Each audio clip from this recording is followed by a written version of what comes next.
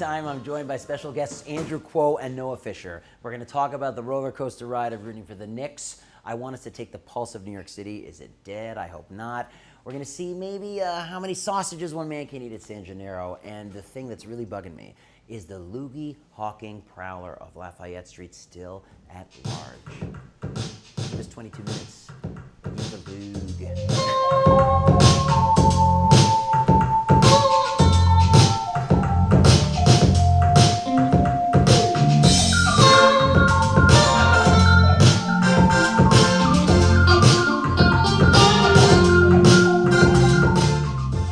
Guest on Nighttime tonight is a man you may know for his work as a fine artist, or his work as a podcaster on the incredible show Cookies Hoops, or maybe from his work in the band Hex Message. It's my friend Andrew Kuo.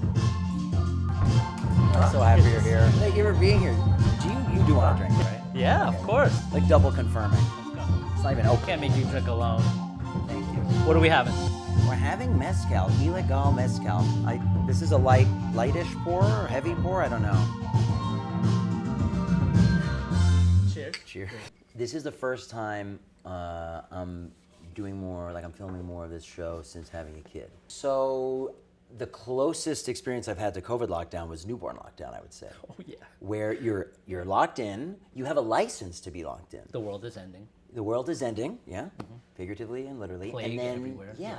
How different, like in my mind, like, okay, I see Cookies had a party the other night at Time Again. That's right. Which makes me feel like you're actually very dialed in and you're very finger on the pulse. Like, how is your version of Nighttime in New York as opposed to what it used to be? And what would you like it to be? Before I had kids, I had considered re-entering like the party kind of thing. Like once every couple weeks, maybe having old heads bring records and playing like drum and bass on tables like this. Yeah. But like that all goes out the window. You're dead, dude. Yeah.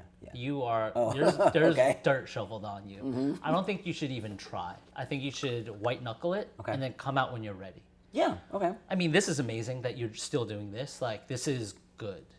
Thank you. Yeah, I was thinking it was a little psychotic. Okay, but for instance, how did you, I guess you know those guys, right? Is that why you did the party at Time Again? Like, do you know Alec and them? Or? Oh, for sure, way back. Yeah. And Nick Poe from way Nick, back. yes. Peg Leg. He and them are doing something wonderful, and it is like community driven. So we had a viewing party there for, I believe, Game 6, which was dour. I knew it was trouble, but we did it anyway, and it was fun. It was packed. But it is a built-in audience. So like they did us a favor by letting us piggyback what already would have been a hit night for them. I have it here, look. I want to show, look. Wow, look at this. They made a beautiful book called The Joy of Basketball. It looks great. Doesn't it look great? Oh, much. I read out loud the $20 passage. on Amazon. Yeah, hello. I read out loud the Latrell Sprewell passage to my wife this morning. Oh, there you go. But you're doing a thing, I think it's a reflection of what you do as an individual.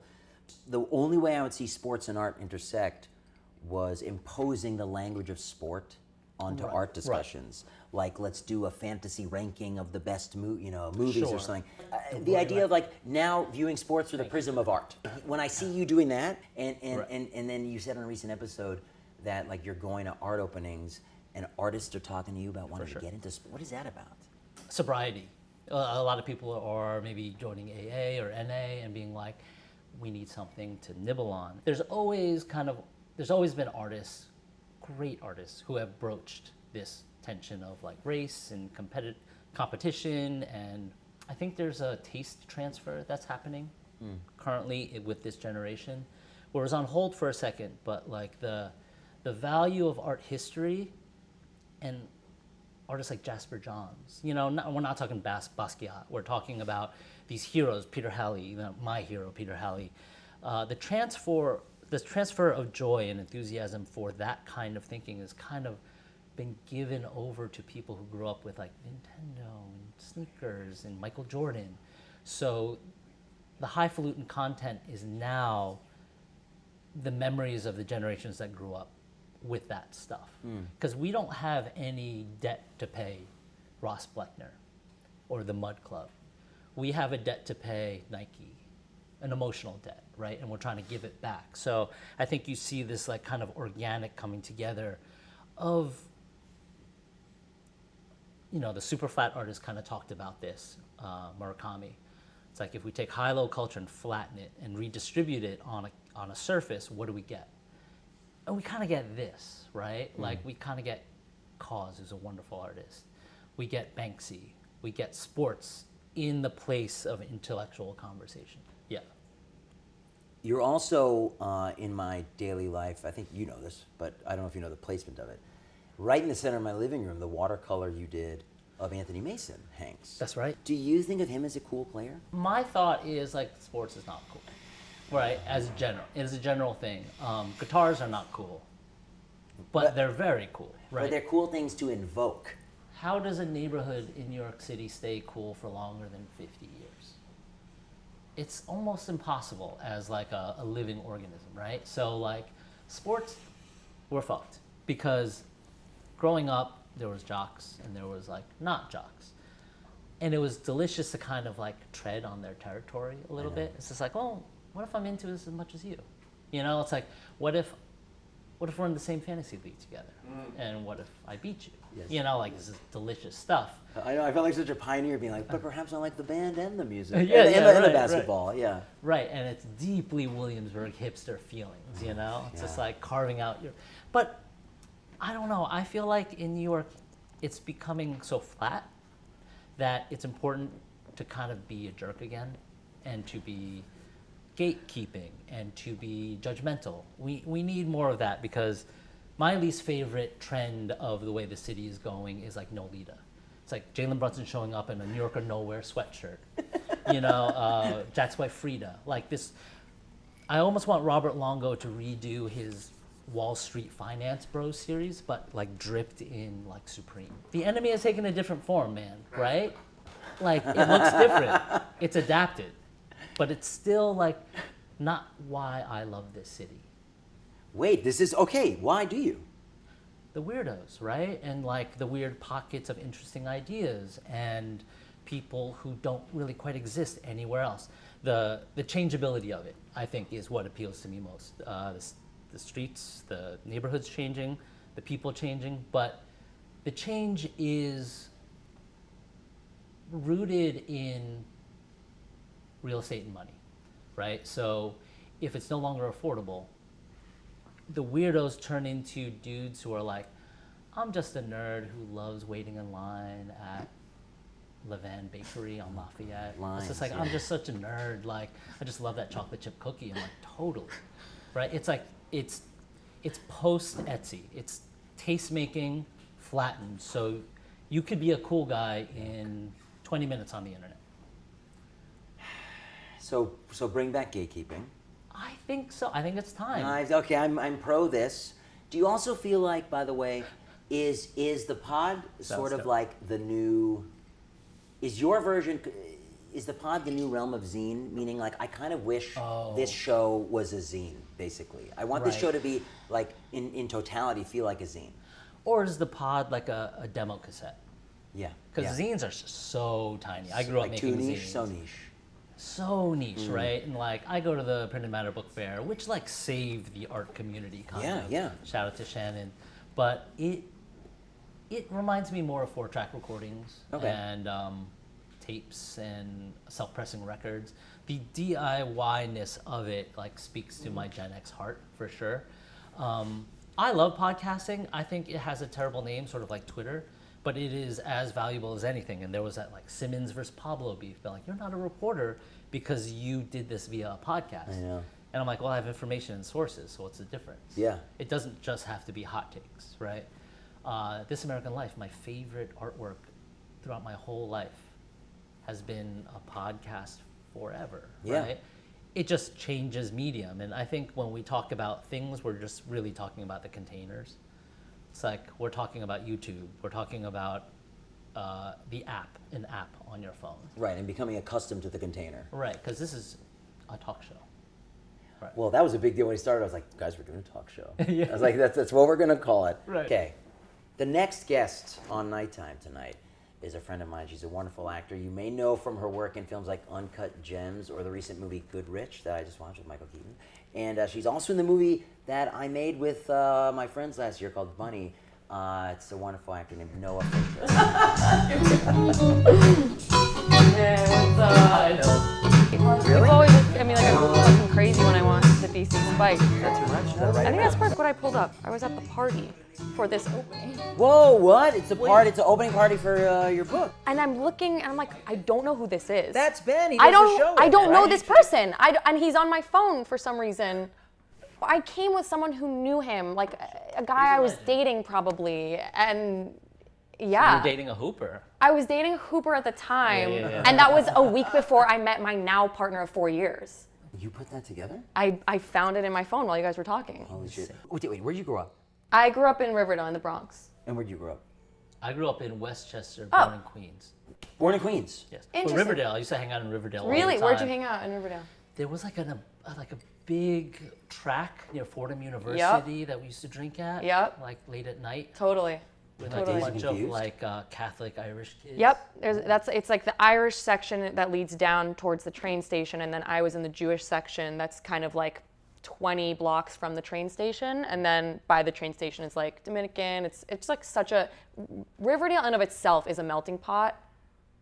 It really captures New York in like a tiny little neighborhood. But I love it. What's funny is like when I grew up in New York and I would start meeting other people and like, you know, working retail when I was like 15, people who were coming into the city that weren't from here were like, oh, where'd you grow up? I was like, the Bronx. And they're like, dang, that's crazy. You're hard. And I was like, yeah, it's this place called Riverdale. It's like really suburban. How did you then get into acting? You know the story? I mean, not really. I feel like how I got into acting is my New Yorkiest story. Okay. Oh, perfect. A Instagram DM from JV8, Jennifer Vendetti. Oh yeah. And she's like, hey, we're Will Anor worked with. Yes, Yeah. exactly. She's like, hey, we're casting for this project. They named the names that were attached to it, and I was like, scam, blocked. And I just threw it away, and I told my friend about it, who is into film later, and he was like, no, they're legit as fuck. You should respond to that. And I go in for an audition. They call me back a few hours later for the following day to meet the directors, who were Josh and Benny Safdie. And I went in for the callback and didn't hear anything. And so I moved to Israel, packed my whole life up, moved in with my mom. You did move. I did move. I fully made Aliyah. I'm on the job. I was checking my email, and it was this email that was like, hey, we've been trying to reach you for 2 weeks. Did you change your phone number? I had a SIM card. Like I did change my phone number. It's down to you and one other person. We need you to do one last tape, but we think you got the job. And again, I'd never acted in my life. Like the closest thing I knew to acting was like maybe a high school play. So this was like internet street casting. Yes. Okay. Which is what they're known for. Yeah. And so I ran to my mom's house and we did a tape, she was in the shot. She's talking with me in the shot. We're acting everything out. It was the kitchen scene in Gems. And she had her cake that she had made, and I was eating the cake, and she was talking in the scene with me on camera. And we sent it in through her like shitty Android because my phone like wasn't working. And yeah, like I think a day later they were like, yeah, you gotta get here we're gonna film in like 2 weeks or something. You hadn't had the bug before that, but that gave it to you. I think I did, but it was so, because I'm such a cynical New Yorker, I'm like, why would I even try? The part of that story that's so New York is me like running, doing this thing, and then I don't hear from them, I move, I leave, and then I come back and it clicks, and I'm like, all right, guess I'm staying, you know? Yeah. Really in between all these things, I was still working. Like I got a full-time job at Bloomingdale's to be a stylist. Like I really was, No way. it did click, but it also, again, I was being really realistic about it, and I was like, I'm fresh out of high school. I have to really take care of myself, and like I don't come from money, so it's not like my parents could financially support me while I'm pursuing this like dream. It still was a dream, you know, and it still is a dream, but yeah, I definitely had to make do with the fact that I wasn't booking left and right, because it wasn't like that for me. Who's booking left and right? Yeah. A lot of people. You basically have grown up in the city during the period that we were both being told the city is dead already. So I'm curious if your experience growing up, like, did you feel like you were rearing your head in a dead city? Or did you feel like, especially as a person who's like trying to, as we all at this table have been doing, like a person working to be in the arts while, as you're saying, like trying to make ends meet, Like, do you feel like it's viable here? Do you feel like this is like a kind of like the old man question for you, which is like, I want to know what your finger's on a different pulse than mine. Like, what is the vibe with you and friends about like the state of the city now? So what year do you think it kind of died? Right, like the old New York is constantly like a moving target. Of course, right? So yeah. it's hard to tell. I think it died somewhere in the era of like indie sleaze, like the mid-aughts a little bit. Yeah. Real estate just went crazy. Yeah. And Like Williamsburg. Williamsburg. Yeah. Williamsburg. Yeah. So 2014, or is that too late? I think A little earlier. earlier. A little Yeah. earlier. 2010. But yeah, to your point, we can pick any year and be like, that's when it kind of went south. I think that, you know, I mean, the only representation I would have seen of like probably the era that you guys would have said was the height is in film and TV, right? Because I was a little kid, Yeah. or maybe not even born yet. That said, I do Cool. think every New Yorker has, not to age you, sorry. No. Every New Yorker has an idea of what, depending on what generation you're in, of what was the height. So for me, it was honestly high school because but like You're Avenue, One Oak, up and down, Yeah, all these yeah, places you are aren't right. That open was a good anymore. era. That was a good It was a era. good Yeah, era, yeah. and these places aren't open anymore. So it died, and that died around COVID. And I hate to be the person that's like COVID yeah. killed New York, and I don't think it did. Well, I think, You're right. but for me, that's when it died because people just weren't on the streets anymore. And so 2020, I moved from my dad's place in the Bronx to the Bronx in Riverdale to Mott and Broome, so like corner of Nolita, Chinatown, Soho, and it was mid-lockdown. I got That's this you doubling down on New York. exact during lockdown. I was like scrolling. I found this woman.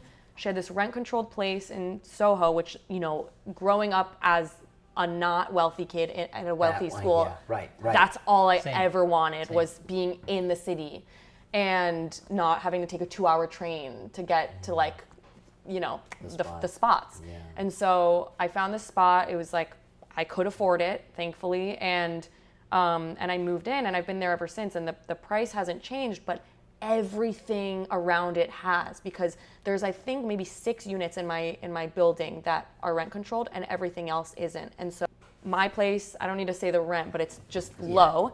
These places are going for like $9,500. Wait. Oh, 450 square feet. Damn. that's good. Wow. Clutching New my York is- pearls New a York is little back. bit. What? I know. Jesus. So those people moving in, to me, it's all these like, it's a lot of influencers in my building. It's a lot of like. Wait, a lot of what? There's like so I think influencers A lot of influencers. are have been the it's- death of New York, and almost maybe TikTok and maybe Instagram and all Well, of by the way, that. this is also why, like, while we're sitting here, I'm desperate to be like, what is your favorite restaurant in the city? What is your favorite bar? And like, I think of influencers doing these shows about that shit, Yeah. and it kills me. Like, I by the way do want to know the answer to that, but like, it also haunts me because that's like, it's like asking you to either write the death certificate for a place that we love, or it's like commodifying the thing. I don't know. Right, it's the Bourdain effect, right? He's like, I'm killing this Yeah. spot by putting Right, this on exactly, my show. exactly. But like, there's no hiding anything anymore, right? There isn't. And so I'm so with you with bring gatekeeping back. I have been saying this forever. Oh, here we go. So how do you do it? How do we do it? You just don't, you tell your close friends and that's it. We gotta be dicks you've about stuff. got a good we gotta be like place. kind of jerks. Well, it's not about how Should you I do it. It's cancel about should not I doing cancel it. this show? I just brought it back. Well, Gen X move would be to put it up for 4 days and then take it down. Just like, Right. whatever. Yes, Right. paywall. Yeah. Great. Totally. Yeah, great. yeah. So the answer to your question is, I think it died around COVID when there was a huge rise in influencer and people, and actually New York becoming more attainable for people who maybe otherwise wouldn't consider it because of COVID. And they were like, oh, well, no one's here. I'm going to come now. And now the city's swarmed with influencers and people who maybe came to school here and decided to stay. The monetization of taste. Yeah, right? So exactly. me being like, oh, New York City's kind of dead. I have 2 kids. I can't go out. You Right, know? right, Like, right. It's like, oh, it's dead now because I don't know anything about it. It's better than ever. Like, Yeah. But here you are. You're having a drink with me talking about New York. I feel good about this. I feel That's like fucking right. I feel like we're back. That's right. I feel like we're in. Yeah, I don't think it. I think now it's not dead right now. I mean, when's the last time you like stepped out on a Friday night, walked past Dime Square? Ooh, Last great. Friday. Wow. Yeah. Oh, yeah. Last Friday. And It's amazing. I love that place. Yeah. It has not been ruined. It quite has yet. not been ruined. Oh, I mean, interesting. Really? It depends. It's It fine. depends Okay. who you ask. Yes. It I'm not depends who going to you eat at know. Cervo's or Le Right. Like Dive, I'm you not know? but stepping. that bar there was your spot before. I like Le Dive. Clandestine Yeah, is great. I'm not Christina. right, They play in our and the tournaments, thing yeah. is, like, I'm not stepping in either of those places unless I'm meeting up with friends, just because of the anxiety of running into someone that I don't want to run into. I had that in that neighborhood. Yeah. So That's nice though. Yeah. it's nice. Having it proves you're alive. a scene. Totally. Right? Like they're trying to do. We joke about this. They're trying to do it in Chatham Square. Like there's new spots there now, but it's hard to get this organic thing to happen. Yeah. Right. Like Clandestino's been down there. Right. The idea of Dime Square kind of started during the pandemic, right? Like those articles Right. that we were sitting around reading. But it's been there for a while. Like there used to be a drum and bass bar down there. There Right. used to be swim. But it kind of started when people started writing about it in early aughts or Right. early 2020s. My Right. bad. It's good. Like Dude, what about Nick Poe had them calling it Times Square? You saw that? I saw a window where they were like, after Time opened, Nick and Alex, they were like, maybe this is now Time right. Square. Well, your Time. colleague in Gems, Yeah. has a bar down the street called Time Again. Alec Reinstein. Oh. And he was in the One Oak scene with the Weeknd. Right. And it was amazing watching his Yeah. face pop up on the big screen. my was God. Right. sick. Wait, are you talking Despo? Despot. Yeah, yeah, Despo. yeah, Yeah. Okay. Yes. A lot of my life from that time is a complete blur. So you'll say Yeah. that name and like we totally were homies He's the after best. we filmed that, and I just was like, oh, Despo. Yeah, like He's got a spot. I mean, my partner lives in LA, so we go back and forth. We do a few months here, a few months there, whatever makes sense for both of our work. But honestly, since the LA fires, it's been like, for me, New York or nowhere. Like, I don't want to leave for a long amount of time anymore because most New York thing about me, I can't drive. I won't get in a car in the driver's seat. No? Dude, you know that cliche about Asians? No. What cliche? You know the same cliche about women? You know the same cliche about women? Yeah, so Wow, I finally got What's that mine over like there? I finally got mine like 26. I got mine. no, I've tried. I have tried because I just want to make everyone around me happy because it's the first thing people say when you they tried, hear did you you don't. fail your test? No, I didn't try to. I did not get that far. I tried being behind a wheel, almost drove into a house. Oh no! Wait, what were you gonna say? I thought you were saying you let people know that you can't drive as like giving them like that New York. Oh No, the real flavor. they know right off the bat because it comes up pretty quickly when you're with people that do drive. They're like, oh, are you gonna drive? I don't drive, sorry. And then they're like, what? Oh, are you from New York? I'm like, yeah, and I'm a woman. I'm just kidding, not that part. But yeah. I got my license where at the end of the test, there basically was a point in the middle of my driving test where I did something and the, judge, whatever you're gonna call him, is in the. The judge. Going, oh God. Ugh. And I was like, okay, fine. I realized it was over. I was Yeah. Wow, okay, fine. Yeah. And I think I stopped in the middle of it, and they were like, just keep going. Yeah. And I did, and I was like, fine, I'll fucking finish. And at the end, they were just like, you passed. Really? Just barely. Yeah. But I did it because I was in a band and we were always on tour. And Right. I was like the designated drinker, and I felt like a deadbeat. Don't so I you wanted get to so help much drive. anxiety behind the wheel? Like everyone's lives in that car depends on you. Oh, well, no, I don't. But maybe now I will. I feel Sorry. good about it now. I feel pretty. do? The heaviest was for the first time I drove my infant daughter in the car. Right. That's horrifying. I mean, I Heavy won't duty. even let my best friend order pizza because I don't trust them. Right. I don't Let trust alone drive a anyone. car. Yeah. So, Matt Salacuse, who's behind the camera over there, recently got sucker punched. And I heard you talked about this before we started filming, and maybe it brought Well, I the story. instantly said, was it the puncher? Because there was a puncher all over. Speaking of New York and influencers, these girls were coming on. I'd say it was like every 8 hours last March, maybe. And they were like, I just got punched. And there's all these girls now online and on the streets of New York at that time that just were walking around with what are they called? hematomas, like Hematomas. giant just lumps on their heads from being clocked in the face by the same guy. Has he been caught? Yeah, but then released, which, you know, And then did he continue punching? I'm sure. And I think there's been a lull recently. I don't know if that's who punched Matt, because he doesn't really look like Where are a you punched? 20-year-old influencer girl. Face? Do you mean where in the city or where in my face? Face. Oh, right here in the cherry. It's right around. That was the mark. Yeah. But where in the city? What happened? Right on my block. What? But Yeah. maybe it's not the same. Maybe there's a group of punchers, and they're like, "This is where you should aim, because we're gonna throw everyone. We're gonna throw everyone off. They won't be able to find me Puncher because." misdirection. And he's like, "I'll get the men. You get the women. You get the kids, Oh! and no one will know who's punching who." Have I'll, you I'll been? take the kids. I can Yeah, handle yeah, that. he's on I it. can Yeah, handle yeah, that. yeah. They're not gonna punch back. I have not. I did use pepper spray for the first time last year, not in New York, Where? in LA. Filthy city. Filthy. What happened? Filthy What happened? town. We were with my friend who's Asian, and this guy comes up to him, and he was being extremely racist and telling him to go back to where he came from and get out of the city and blah blah blah. Westchester. I think he was. I think he Oh! was. Sucks. I think he was on drugs. Westchester vibe? The guy, he's from Long Island, my friend, and the guy was probably on drugs, and I don't know, but he wouldn't stop, and then he hocked a loogie on my boyfriend, and I was like, you can punch me in the face, but the second you hock a loogie, the germs are where I draw the line. No, and then he continued screaming racist profanities, wouldn't let us get in our car, and I just sprayed him. But there's a thing that I've talked about with my girlfriends where after you mace someone, you feel so guilty because you see a human being at their worst when they're maced. They're vomiting and crying and curled up in a ball, and it makes you feel really awful. There was no serves you right kind of vibe. For 1 second there was. I was like, and next time, don't be a fucking racist. And then I was like, he probably doesn't even understand what I'm saying. But spitting is a different level. So right? you got spit on, Yeah. right? How do you know that? I heard through the grapevine. Yeah, it's true. I was walking alone up the east side of Lafayette, right by where Bite is, you know that little window? And I was minding my own business, and a teenager, I just looked up and spit a loogie right in my eyes. Wait, I need to know more. What were you wearing? Great question.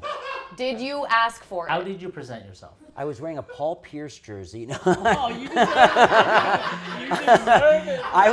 I think Walter I McCartney. think I was dressed in pretty innocuous fare.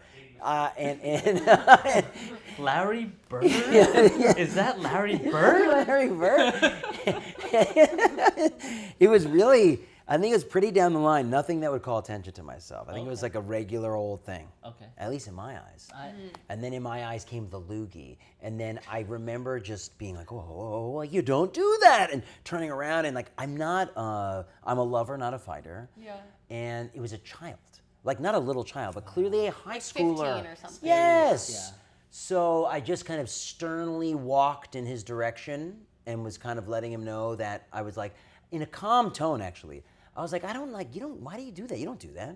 Right. I actually feel like it was the ideal response. Really? I didn't get heated. I'm not throwing punches at a child.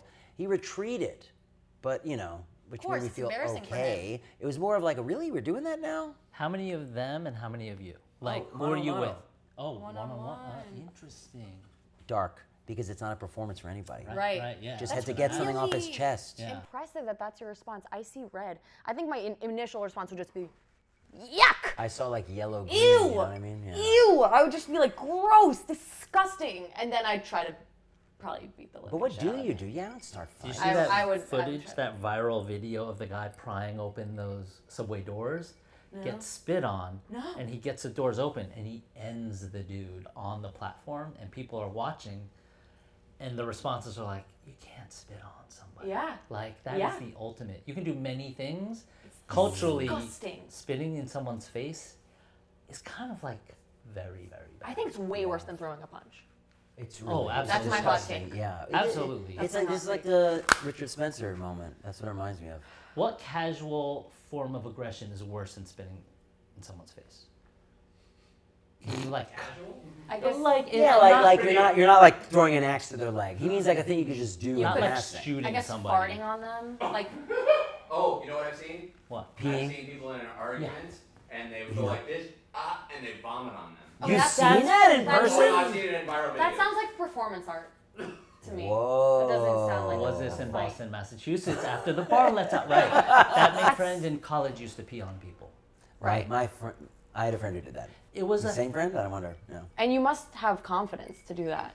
well. He was asking for them to know so he could fight, Right. but he Oh, would he didn't do it sly? he would identify a group of people in a bar who he didn't like, and without telling any of us, he would just walk up to them and pee on them. And if they noticed, he would enjoy That it. actually sounds so natural to me. That's what a dog would do, right? That's so We're not talking about like a basketball biologically. player who wants it more. It's an Right. actual dog. An actual dog. Right. Yeah. Not that kind of dog. Not a doge either. right. Not someone who's kidnapping someone for their passwords. There you Right. go. I guess that's it. My Yeah. glass is empty. Mine isn't. Guys, thank you so much for being here. This is Thanks so for surreal. having I'm so me. glad to be Thank you making for this having us, show man. again. Are you kidding me? She needs a man, a museum.